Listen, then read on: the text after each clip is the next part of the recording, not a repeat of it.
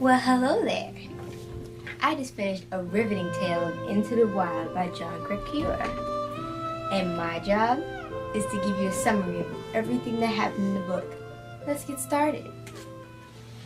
In the beginning of the book, it tells you he ends up dying of starvation. Crazy, I know, but it makes you wonder, what happened to Christopher Johnson McCandless for his end to become like this? This book mainly gets the sides of anyone who came in contact with McCandless.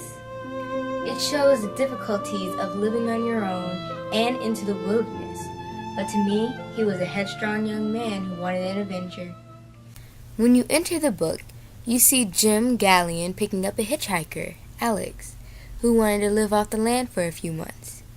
He talked about some of his travels, like how he almost drowned in a storm down in Mexico, yet he still wanted to go out into the woods. Gallion explained to him as excited to get started out there. Gallion dropped off Alex at the Alaskan Stampede Trail, giving him food and boots, knowing he won't last long. Little known, Alex was really Christopher, and Gallion, in fact, was the last one to see him alive.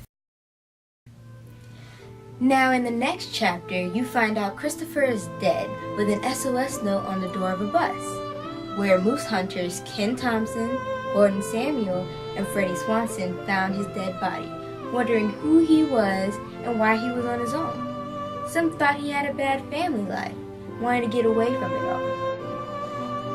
The weird part about this is he had a nice middle-class family who even paid for his college, which he ended up donating. I would think he just wanted to get away from it all, to experience the wilderness and the beauty within it, changing his name and everything, being the master of his own destiny. When he first started, he kept in touch with a friend, Wayne Westerberg, who had given him a ride, job, and a place to stay. He met many people on his travels, as well as keeping a journal of what was happening during his time in the woods. The next year gets harder for McCandless, in my opinion, yet he still finds it fascinating to live in the woods. About the time he gets picked up by Gallion, after getting dropped off at the Alaska Stampede Trail, he starts killing game, some not enough, and he writes in his journal, 4th Day Famine.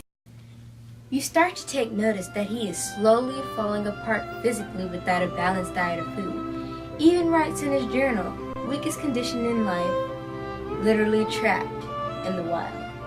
This left his family hurt and distraught, claiming he was very brave and very strong not to do himself in when discovering his own fate.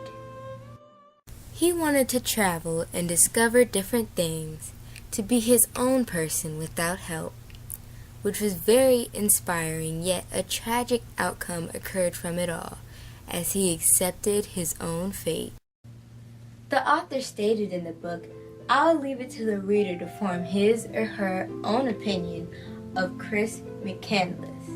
And in my opinion, he was a very brave, strong, stubborn yet kind-minded man who wanted a new life. Like I said, an adventure. I don't think he deserved this kind of fate, but I do have respect for the man who went into the wild.